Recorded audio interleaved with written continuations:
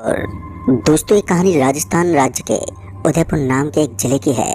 इस जिले के अंदर भूत प्रेत आदि का कितना ज़्यादा खौफ है ये तो हम अच्छे से जानते ही हैं। लेकिन क्या आपने कभी सुना है कि इस जिले के अंदर आखिर भूत प्रेतों को इतनी ज़्यादा मान्यता क्यों दी जाती है?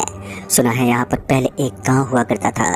उस गांव की आबादी काफ़ी ज़्यादा थी, लेकिन धीरे धीरे उस गांव के अंदर कुछ ऐसा हुआ है जिसके बाद उस गांव की न सिर्फ आबादी कम हुई बल्कि उसके साथ साथ गांव पूरी तरीके से बर्बाद हो गया था।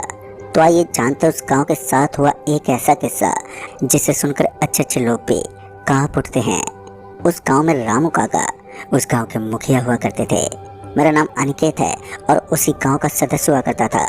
खैर, अब तो वो गांव पूरे तरीके से ख़त्म हो चुका है, तो अब मैं उस गांव की काफ़ी सारी चीज़ों के बारे में नहीं जानता हूँ, लेकिन कुछ बातें हैं जो सुनी सुनाई हैं और कुछ चीज़ों को मैंने अपनी आंखों से भी देखा है। हमारे गांव के बगल में एक तालाब बना हुआ था। उस तालाब के अंदर गांव का पूरा कचरा जाता था। कुछ लोग कहते थे कि उस तालाब के अंदर कूड़ा कचरा नहीं जाना चाहिए, क्योंकि उस जगह किसी देवता का वास था और किसी भी देवता के मंदिर के आजू बाजू में हमें कचरा नहीं फैलाना चाहिए, इससे देवता लोग क्रोधित हो जाते हैं। लेकिन इन सभी बातों को हमने कभी भी सीरियसली नहीं लिया और इन सभी को अनदेखा करते रहे। लेकिन गांव वालों को नहीं पता था कि एक दिन उनकी ज़िंदगी में कयामत आएगी जो उन सभी को पूरी तरह से हिला कर रख देगी।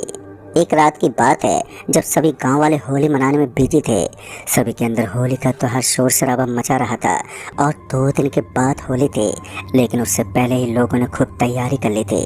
लोग हुक्का पीते और शोर शराबा करते रहते थे। गांव के बीच में कुछ महिलाएं गीत गाती थी, लेकिन ये सिलसिला सिर्फ एक दिन ही चल पाया। दूसरे दिन हमारे गांव में किसी की भयानक लाश मिली और अब ऐसा नहीं था कि गांव के अंदर मिली वो लाश कोई नॉर्मल लाश थी। वो गांव के मुखिया के बेटे की लाश थी। कुछ दिनों से उसकी मानसिक स्थिति ठीक नहीं चल रही थी और अचानक इस तरह का उसका गुजर जाना पूरे गांव के अंदर का भगदड़ मचने जैसा था, क्योंकि मुखिया के घर पर मौत होने का मतलब था कि अब गांव के अंदर किसी भी त्योहार का कोई आयोजन नहीं किया जाएगा। यह सुनकर मुझे अंदर ही अंदर घुटन हो रही थी, क्योंकि मैं भी उसी गांव का सदस्य था और कुछ दिनों पहले ही शहर से मैं गांव में आया था। हालांकि गांव की काफ़ी सारी चीज़ों के और रूल्स के बारे में मैं नहीं जानता था, क्योंकि मैं अपने पापा के साथ शहर में रहता था और मेरे पापा का बाज़ार में एक बिजनेस का काम था। तो उसी के सिलसिले में मुझे एक पापा के बगल वाले रूम में रहकर पढ़ाई करनी पड़ती थी। लेकिन जब मुझे पता चला कि अब गांव के अंदर होली के त्यौहार का आयोजन नहीं होगा, तो मैं पूरी तरह से टूट सा गया था, क्योंकि मैं काफ़ी सारी उम्मीद लेकर आया था कि मैं तो होली का त्यौहार अपने गांव में ही मना लूँगा। लेकिन अब मैं ना तो गांव का रहा और ना ही अपने शहर का, क्योंकि इतनी जल्दी शहर जाना मुमकिन नहीं था। इसलिए मैंने सोचा कि इस साल तो मुझे बिना होली के ही रहना पड़ेगा। वो तो ठीक था, लेकिन उसके बाद जो होने वाला था वो ना ही तो मैंने कभी सोचा था और ना ही गांव वालों ने कभी उसके बारे में महसूस किया होगा। हुआ कुछ ऐसा था कि जैसे ही गांव वाले मुखिया की बेटी की लाश को दफनाने के लिए जा रहे थे, तो वहाँ तेज आंधी का आगमन हुआ था। आंधी इतनी ज़्यादा तेज थी कि लोगों के घरों की टपरियाँ उखड़ने लगी थी और उनके छोटे छोटे बर्तन भी हवा में उड़ गए काफ़ी दूर चले गए थे। सिर्फ 5 मिनट उस तूफान ने सब कुछ जैसे बर्बाद सा कर दिया था। तहस नहस होता देख मेरी भी आंखें फटी की फटी रह गई, और आज से पहले मैंने इतनी भयानक आंधी को नहीं देखा था। उस वक्त मैं इतना ज़्यादा सहम गया था कि मुझे समझ में नहीं आ रहा था कि कभी इतनी तेज आंधी भी आती है, क्योंकि इससे पहले मैं शहर में रहता था और शहर में इस तरह की आंधी का आना नामुमकिन होता है, और अगर आती भी है तो मैं बंद कमरे में रहता हूँ। मुझे उसके बारे में कैसे मालूम होता, लेकिन आज की जो आंधी थी वो बहुत ही ज़्यादा भयानक थी। किसी तरह उस लड़के की डेड बॉडी को शमशान घाट तक पहुंचाया गया। मैं भी उन सभी के पीछे पीछे शमशान घाट जा रहा था, लेकिन बीच में मेरे दादाजी ने मुझे घर भेज दिया। उन्होंने बताया कि बच्चों का शमशान घाट में कोई काम नहीं होता, लेकिन मेरे अंदर तो शमशान घाट को देखने की तुल मची हुई थी। तो मैं शमशान घाट को देखना चाहता था, लेकिन बार बार मेरे दादाजी मुझे टोकते रहते थे। दादाजी के हट के कारण मुझे घर वापस जाना ही पड़ा। होली का त्यौहार तो नहीं मनाया जाएगा, लेकिन कुछ बनाकर तो खा ही सकते हैं। यही सोचकर मैंने अपने दादी को कहा, तो दादी ने मुझे डांट कर कहा, ऐसा नहीं होता हमारे गांव में। एक कच्ची मौत हुई है और हम मिठाई वगैरह चीज़ बनाकर खाएं, ये तो किसी की मौत का अपमान ही होगा। अब हमने तो अपने ऊपर से संकट का बादल डाल दिया था, लेकिन कुछ ऐसे भी लोग थे जिन्हें इस बात से कोई फर्क नहीं पड़ा और वो होली के त्योहार को मनाने के लिए अभी भी उत्साहित हैं। हालांकि लोगों के सामने नहीं, बल्कि अकेले में तो वो त्योहार को मना ही सकते थे। उन कुछ लोगों के अंदर जिस तरीके से होली मनाने की कीड़ा पैदा हो रहा था, वो नहीं जानते थे कि उनके साथ आगे क्या होगा। वो बस इतना जानते थे कि वो होली का त्योहार मनाएंगे, लेकिन बाद में उनकी ज़िंदगी के साथ कौन सा खिलवाड़ होगा, वो इस चीज़ से रूबरू नहीं थे। खैर ये जानते हैं आगे क्या हुआ। उस लड़के की डेड बॉडी को दफना तो दिया गया था, लेकिन उसकी डेड बॉडी को दफनाने के बाद गांव के अंदर अजीब हरकतों का प्रचार सा होने लगा।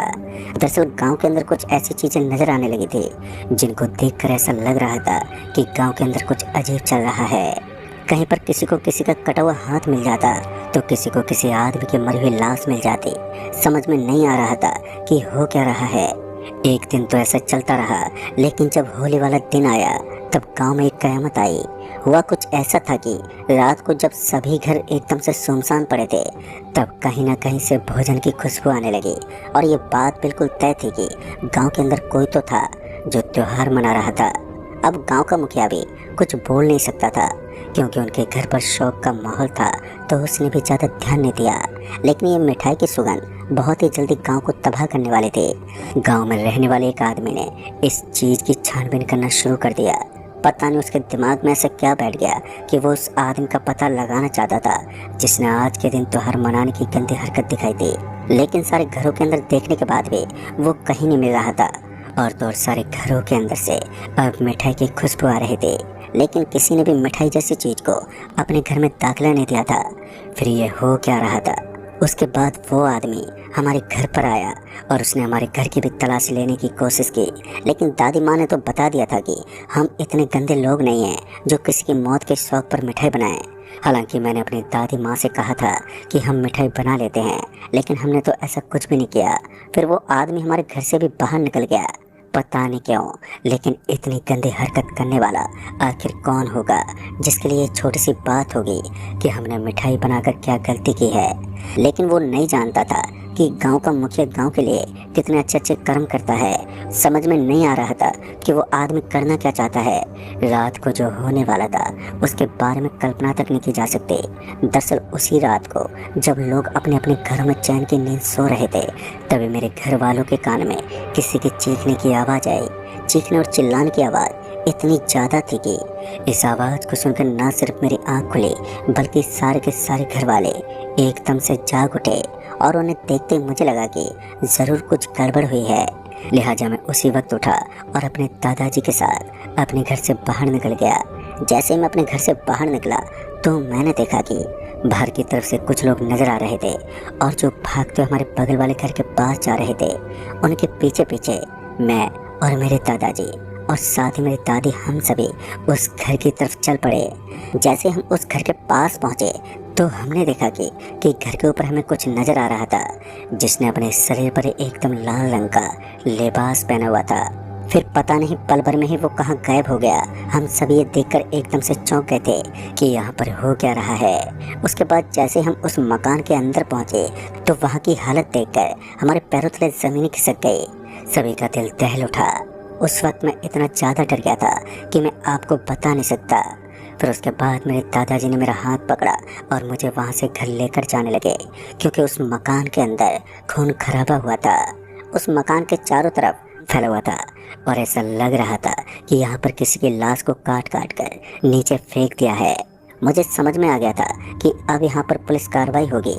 उसके बाद जब सुबह खबर आई तो हमें पता चला कि वो घर पूरी तरह से खाली हो गया है। उस घर के सारे लोग मर चुके हैं। और ये सुनकर हमारे तो रोंगटे खड़े हो गए, क्योंकि ऐसा कैसे मुमकिन था। घर के सारे लोग ऐसे कैसे मर सकते हैं। कुछ लोगों ने बताया कि वो आपस में ही लड़कर मर गए थे, तो कुछ लोग कहते हैं कि एक काली शक्ति ने उनको मार दिया। अब इनमें से कौन सी बात में कितनी सच्चाई थी, इस बात का पता तो हमें भी नहीं चल पा रहा था। लेकिन अब हम इतना तो जान चुके थे कि हमारे आजू बाजू में किसी काली शक्ति का साया मंडरा रहा है और उससे हमें बचकर रहना है। लेकिन हमें इस बात को समझने में दिक्कत हो रही थी कि अचानक इस तरह की घटनाएं होना कोई आम बात नहीं होती। फिर ऐसा कैसे हुआ, हम सभी के दिमाग में अजीब से ख्याल थे, लेकिन किसी को भी समझ में नहीं आ रहा था कि आखिर यहाँ पर चल क्या रहा है। फिर उसके बाद वहाँ पर पुलिस कार्रवाई हुई, लेकिन ताजुब की बात तो ये थी कि पुलिस एक भी सबूत का पता नहीं लगा पाई। और ये देखकर गांव के सारे लोग पूरी तरह से हैरान हो गए थे, क्योंकि कोई खूनी इतना ज़्यादा चालाक कैसे हो सकता है कि किसी चीज़ के बारे में एक भी सबूत ना छोड़े जिसने वो कांड किया है। हम सभी की समझ से बात बाहर थी, लेकिन उसके बाद जब हमने इस बात के बारे में और भी ज़्यादा जानने की कोशिश की तो पुलिस वालों से पता चला कि खूनी आदमी बहुत ही ज़्यादा चालाक है और ऐसा मामला उन्हें पहली बार मिला है जब बंद घर के अंदर कोई मर्डर हुआ है। और यहाँ तक कि उन्हें कोई सबूत नहीं मिला और तो और सीसीटीवी कैमरे के अंदर भी कोई रिकॉर्डिंग दिखाई नहीं दे रही थी, लेकिन हमें उस घर के अंदर तो क्रिमिनल नजर आया था। क्या वो हकीकत में ही क्रिमिनल था या फिर कुछ और, ये सभी बातें हमें समझने में दिक्कत दे रही थी। उसके बाद गांव वाले सभी लोग एक जगह पर आकर बैठ गए और अब गांव के अंदर एक मीटिंग रखी गई थी। मीटिंग के अंदर जो चर्चा हुई, लेकिन कोई भी इस बात को समझ नहीं पाया कि आखिर ये सब हुआ तो हुआ कैसे। खैर उनमें से कोई नहीं जानता था कि अभी तो ये सिर्फ शुरुआत हुई है, बल्कि डर और खौफ की असली रात तो अभी आनी बाकी है। वो एक ऐसी रात थी जिस रात सभी के घरों में तबाही मच गई थी। डर के मारे सारे के सारे लोगों के अंदर दहशत फैल गई थी और धीरे धीरे गांव वालों ने उस गांव को अलविदा कहना स्टार्ट कर दिया। उस रात क्या हुआ था तो आइए जानते इसके बारे में। धीरे धीरे सारी चीज़ें एकदम से नॉर्मल होने लगी और 10 दिन तक गांव के अंदर खामोशी पसरी रही, मगर वो खामोशी तूफान के पहले का सन्नाटा थी। ये वही सन्नाटा था जो सभी गांव वालों को हैरान करने वाला था। फिर उसके बाद धीरे धीरे सारी चीज़ें एकदम नॉर्मल होने लगी और ऐसा लग रहा था कि अब सब कुछ फिर से सही हो जाएगा। लेकिन इंतजार के उन घड़ियों ने डर और खौफ को एक बार फिर से पहाड़ के रूप में खड़ा कर दिया। वो अमावस्या की रात थी जब गांव के अंदर पूरे तरीके से सन्नाटा पसरा हुआ था और गांव का कोई भी इंसान अपने घर से कदम बाहर नहीं पटक सकता था। अमावस्या की रात को इतना ज़्यादा डरावना माना जाता था कि गांव के सारे लोग इस नाम से भी खौफ खाते थे। और ऊपर से तो इन दिनों तो गांव के अंदर कुछ ज़्यादा ही दहशत फैली हुई थी। तो अमावस्या की रात को अपने घर से बाहर निकलने की हिम्मत भला आखिर किस इंसान में होगी। सच कहूँ तो मुझे अभी भी अमावस्या जैसी रात पर बिल्कुल भी विश्वास नहीं था। लेकिन उस रात ना सिर्फ मैं अपने घर से बाहर निकला, बल्कि सारे गांव वालों को उस काली छाया ने बाहर निकलने पर मजबूर कर दिया। तो हुआ कुछ ऐसा था कि सभी लोग अपने घर पर आराम कर रहे थे। रात के यहीं कुछ 10 बज रहे होंगे। ऊपर से चारों तरफ कोहरा छाया हुआ था, तो ऐसे माहौल में आजू बाजू में कोई भी चीज़ नज़र नहीं आ रही थी। फिर उसके बाद हमें ऐसा लगा कि हमारे घर के बाहर कोई चीज़ ज़ोर से टकराई है, जिस कारण मैं और दादाजी और दादी हम तीनों जल्दी से घर से बाहर निकले। और जैसे हम तीनों अपने घर से बाहर निकले तो हमने देखा कि बाहर की तरफ हमें कुछ नज़र आ रहा था। ऐसा लग रहा था कि वहाँ कोई गाड़ी पलटी खा गई है। उसे देखते हम सभी एकदम से उसे देखने लगे। उसके बाद हम जैसी पलटी खाई हुई चीज़ की तरफ बढ़ने लगे तो अचानक ही वहाँ पर सफ़ेद सफ़ेद कुछ नज़र आया और अब ऐसा लग रहा था जैसे कि वहाँ पर कुछ बड़ा होने वाला है। मैं और दादाजी उस चीज़ को देख ही रहे थे कि तभी दादी ने मेरा हाथ पकड़ा और वो मुझे जल्दी से अपने घर ले आई। मुझे नहीं पता दादी ने ऐसा क्यों किया, लेकिन दादाजी अब अकेले बाहर रह गए थे। शायद दादाजी ने ही दादी को इशारों से समझाया होगा कि वो मुझे घर के अंदर ले जाए, और दादी ने ऐसा ही किया। अब मैं और दादी तो घर के अंदर आ गए थे, लेकिन गांव के काफ़ी सारे लोग अपने अपने घर से बाहर हो चुके थे। ऊपर से सफ़ेद रंग की वो परछाइयाँ अभी भी घर के बाहर मंडरा रही थी, जिनके अंदर से एक अजीब सी आवाज़ आ रही थी। तभी हमें ऐसा लगा कि गांव के अंदर कोई पागल घुस गया है। दरअसल वो काफ़ी ज़ोर ज़ोर से चिल्ला रहा था और उसकी हरकतें भी किसी दिमाग वाली प्रॉब्लम की तरह थी। इसी बीच मुझे किसी के चिल्लाने की आवाज़ आई। पहले तो मुझे सिर्फ एक ही आवाज़ सुनाई दी थी, लेकिन उसके बाद आवाज़ की भरमार इतनी ज़्यादा हो गई कि चारों तरफ मुझे यही आवाज़ सुनाई देने लगी। जैसे जैसे मेरे कानों के अंदर ये आवाज़ सुनाई दे रही थी तो वैसे वैसे मुझे बहुत ही ज़्यादा डर लग रहा था। अब मुझे ये समझ में नहीं आ रहा था कि अब मैं करूं तो करूं क्या, क्योंकि ये आवाज़ मेरे कान में बहुत ही ज़्यादा तेज़ी से आ रही थी। उसके बाद दादी ने मुझे एकदम से खाट के ऊपर सुला दिया और उस वक्त मुझे आसानी से नींद भी आ गई। पता नहीं ऐसा क्यों हुआ, लेकिन फिर दादाजी ने बताया कि जब वो अपने घर से बाहर निकले थे तो उन्होंने ही दादी को इशारा करके घर के अंदर भेज दिया था। तो दोस्तों आगे की कहानी में आपको दादाजी की तरफ से बताऊंगा कि उन्होंने ऐसा क्या देखा जिसके बाद लोगों में दहशत मच गई। दरअसल दादाजी जैसे अपने मकान से बाहर निकले थे तो उन्हें सामने की तरफ दो टीले नजर आ रहे थे जिसके ऊपर कुछ कपड़ा जैसा लपेटा हुआ था और वहाँ हमें ऐसा लगा जैसे वहाँ पर किसी की गाड़ी का एक्सीडेंट हुआ है, लेकिन ऐसा कुछ नहीं था।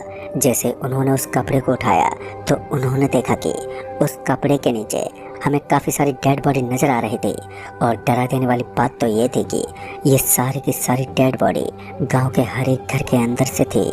यानी कि गांव के अंदर काफ़ी सारे लोगों की मौत हो चुकी थी और अब ये मौतें इस कदर बढ़ गई थी कि उन्हें देखकर दादाजी को घिन आने लगी थी और ऐसा लग रहा था जैसे कि उन्होंने बहुत ही कुछ गंदा देख लिया है।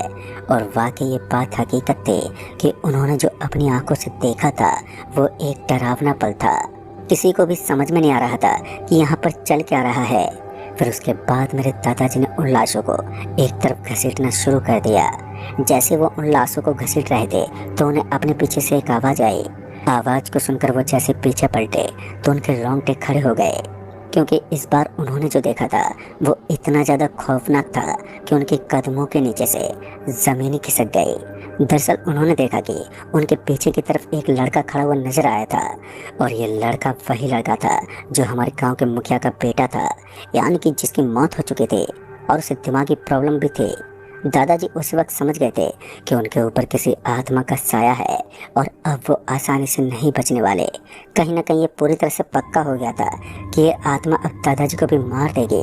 लेकिन तभी वहाँ पर कुछ और लोग भी पहुँच गए, लेकिन वो आत्मा इस कदर अपना कहर बरपा रही थी कि काफ़ी सारे लोगों के आने के बावजूद भी वो अपने भयानक और क्रोधित रूप में नजर आ रही थी। उसके शरीर को देखकर ये अनुमान लगाया जा सकता था कि अब वो क्या करने वाली है। तभी उसने अपने आकार को एकदम से बढ़ाना शुरू कर दिया और फिर उसके पीछे पीछे बिल्कुल उसी की तरह दिखने वाले कई और आत्माएं नजर आने लगे जिनके चेहरे से खून टपक रहा था और वो किसी पागल की तरह बर्ताव कर रहे थे। ऐसा लग रहा था कि वो सभी खून की प्यासी हैं और वो खून पीने के लिए दादाजी की ओर बढ़ रहे थे। दादाजी के साथ साथ वो सभी लोग अपने पीछे पीछे खिसकने लगे। अब उन्हें समझ में आ गया था कि यह कोई मामूली इंसान नहीं है बल्कि एक आत्मा है और इससे बचकर भागना ही ठीक होगा। तभी दादाजी के सामने उस आत्मा ने एक आदमी को पकड़ लिया और उसे दो भागों में बांट दिया। वो इतना डरावना दृश्य था कि दादाजी की जुबान से कोई आवाज़ बाहर ही नहीं निकल रही थी। वो हकलाते हुए एकदम से चिल्लाए और फिर जोर से वहाँ से भागने का इशारा करने लगे। लेकिन आज अमावस्या की रात थी और उस रात को आत्माओं के साए से बचकर निकलना अब इतना आसान भी नहीं होता, क्योंकि उस रात को बुरी शक्तियों की ताकत डबल हो जाती है। दादाजी के साथ साथ कुछ और लोग भी वहाँ से सरपट भागने लगे। उसके बाद दादाजी बताते हैं कि वो इतनी तेज गति से भाग रहे थे कि उन्होंने एक बार भी पीछे मुड़कर नहीं देखा और फिर वो सभी तेज गति से भागते उस गांव से बाहर तक निकल गए थे। लेकिन जब वो गांव से बाहर निकले तो उनके ऊपर संकट के बादल और भी ज़्यादा गहरे हो चुके थे, क्योंकि उन्हें अपने सामने की तरफ एक सुनसान रास्ता नज़र आ रहा था और ये सुनसान रास्ता गांव का सबसे वीरान रास्ता था, जहां से गुजरने वाला हर एक शख्स डर के मारे कांप जाता था, क्योंकि उस रास्ते के अंदर लोगों की चहलकदमी बहुत ही ज़्यादा कम रहती थी और ऊपर से उस रास्ते के अंदर एक अजीब सा डर बैठा हुआ रहता था। सभी लोग उस रास्ते को काफ़ी ज़्यादा डरावना मानते थे। दादाजी भी उस रास्ते को पार करना नहीं चाहते थे, लेकिन जब उन्होंने अपने पीछे मुड़कर देखा तो उन्होंने पाया कि चुड़ैल का वो झुंड अभी भी उनके पीछे पीछे भाग रहा था और उस भयंकर झुंड की वजह से दादाजी के शरीर में कपकपी छूट चुकी थी। कुछ देर के बाद वो सभी भागते हुए सड़क के ऊपर पहुंच गए और अब सड़क के ऊपर पहुंचते पहुंचते उनमें से काफ़ी सारे लोग गायब हो चुके थे। यानी कि उन आत्माओं ने उन सभी लोगों को एकदम से उठा लिया था और वो उन्हें अपने साथ ले गए। ये बात तो बिल्कुल तय हो चुकी थी कि अगर वो गलती से उस झुंड से भिड़ गए तो फिर उनका मरना बिल्कुल पक्का था। लेकिन उसके बाद दादाजी किसी तरह रास्ते पर भागते हुए सामने की तरफ नजर आने वाले एक बड़े से घर के पास पहुंचे तो उन्होंने देखा कि वहाँ कोई मकान नहीं था बल्कि एक पुरानी फैक्ट्री थी। उस पुरानी फैक्ट्री के अंदर जाने का वो गुप्त रास्ता भी वो जानते थे, लिहाजा उन्होंने अपने सभी साथियों को अपने साथ बुला लिया। उन्होंने जब पीछे मुड़कर देखा तो अब उन्हें पीछे कोई भी नजर नहीं आ रहा था। उस अंधेरी रात में सामने की तरफ देख पाना कितना ज़्यादा मुश्किल होता है, ये तो वही जान सकता है जो उस रात में भटका हो। सफ़ेद रंग की कोई चीज़ तो नज़र आ जाती थी, लेकिन इसके बाद और कुछ भी नज़र नहीं आता था, जिस वजह से उन्हें सफ़ेद रंग की एक पानी की टंकी नज़र आई। वो सभी उस पानी की टंकी के पीछे जाकर बैठ गए और ऊपर से उनके हाथ पैर भी कांप रहे थे, तो उन्हें बहुत ही ज़्यादा तकलीफ भी हो रही थी। किसी तरह वो 1.5 या 2 घंटे तक वहीं पर बैठे रहे और फिर तब जाकर उन्हें थोड़ा बहुत ठीक महसूस होने लगा। सारी चीज़ें गांव के अंदर इस कदर बिगड़ गई थी कि कोई भी इन चीज़ों को समझ ही नहीं पा रहा था। सारे आदमी अपने परिवार को गांव में अकेला छोड़कर यहाँ तक पहुँच गए थे।